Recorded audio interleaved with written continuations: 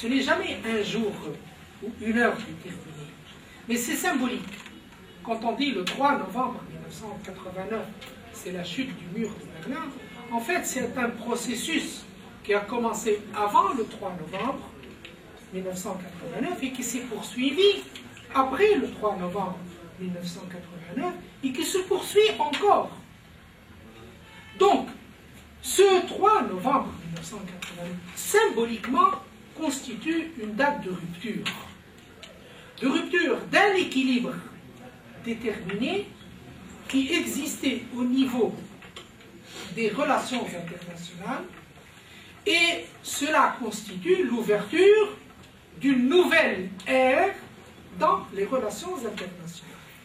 Avant le 3 novembre 1989, on avait affaire à un monde bipolaire.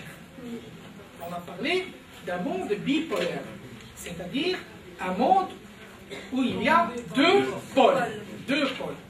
Et autour de chaque pôle, il y a des États satellites. Hein? Je vous ai, je crois, fait le schéma. Il y avait le noyau, Sinourdine, je vais parler un peu en scientifique. Hein? Le noyau, c'était l'URSS, et autour de ce noyau gravitent des électrons et qui sont toujours attirés par la gravité du noyau, qui ne peuvent pas se détacher. Et si quelqu'un s'amuse à se détacher du noyau, ou à vouloir se détacher du noyau, il est ramené de force.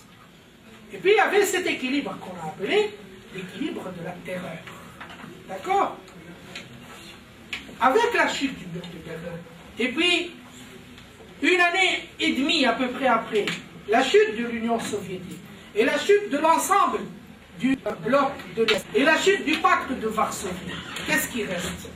Il reste une puissance, mais qui n'a plus d'équivalent. Et donc la balance qui était en équilibre, son équilibre va se rompre. Elle va devenir une balance sur laquelle pèse une seule puissance qu'on appelle désormais l'hyperpuissance américaine, et en face d'elle, qu'est-ce qu'il y a? Rien du tout. On sait que l'équilibre s'est rompu. Bon, aujourd'hui, la Russie est en train de revenir. L'équilibre est en train de se redessiner un peu. Mais c'est encore un équilibre instable.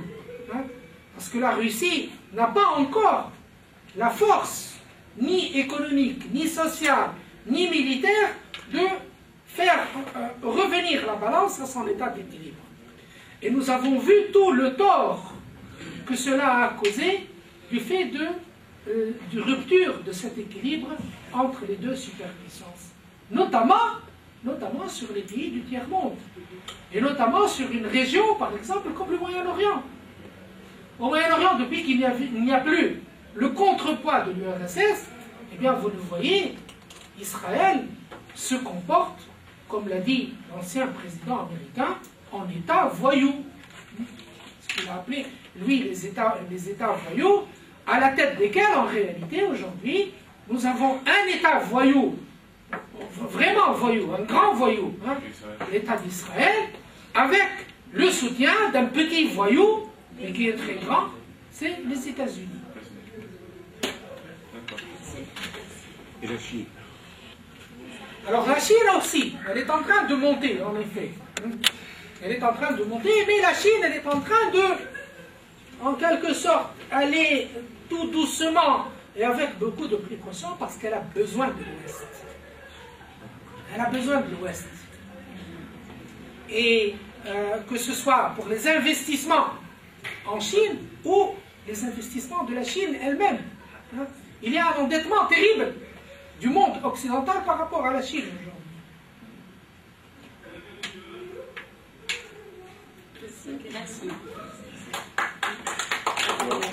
Bien, alors on va...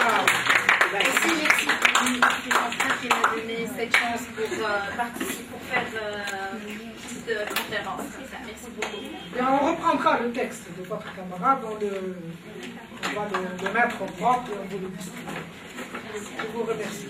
Donc je vous rappelle, demain, devoir surveiller. Il a oublié tout à l'heure. On retourne sur Terre.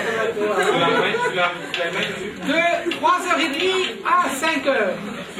Vous aurez 1h30 de devoir surveiller. Et c'est ma collègue et amie, Madame Chichi, qui vous distribuera les sujets et qui veillera sur vous pour...